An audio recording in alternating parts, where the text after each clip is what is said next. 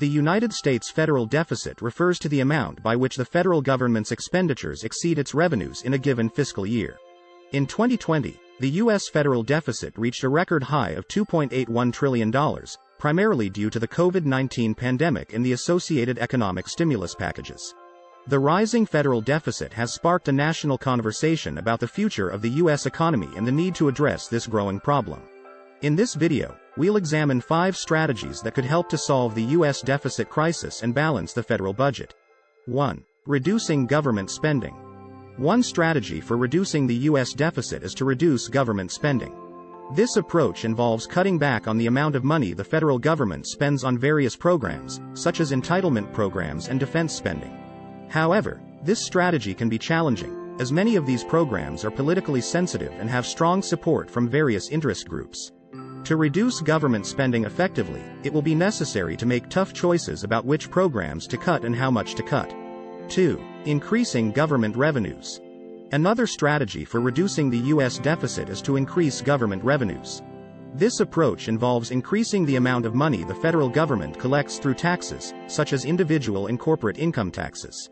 However, this strategy can also be politically challenging, as there is often resistance to tax increases from certain segments of the population.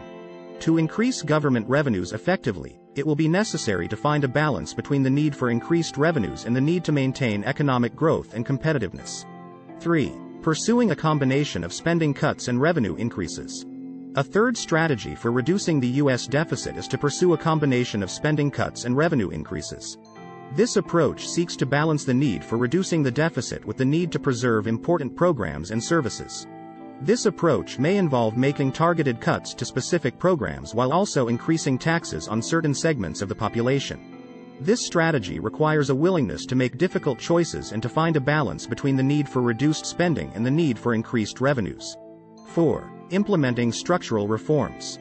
A fourth strategy for reducing the U.S. deficit is to implement structural reforms. This approach involves making changes to the underlying structure of government programs and services to reduce their costs and improve their efficiency.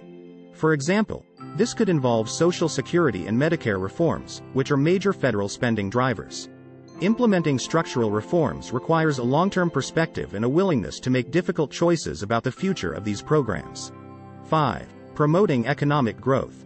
The final strategy for reducing the U.S. deficit is to promote economic growth.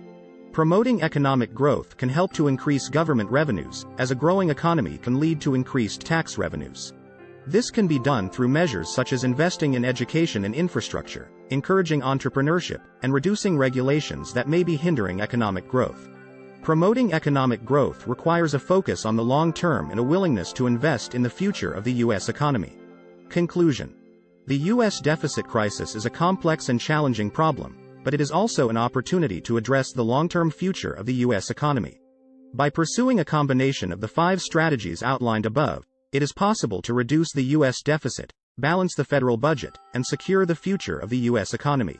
However, it will require a strong political commitment from both parties to work together and find a long-term solution to this complex problem. By working together and making difficult choices, it is possible to ensure a bright and prosperous future for the United States. Thanks for watching.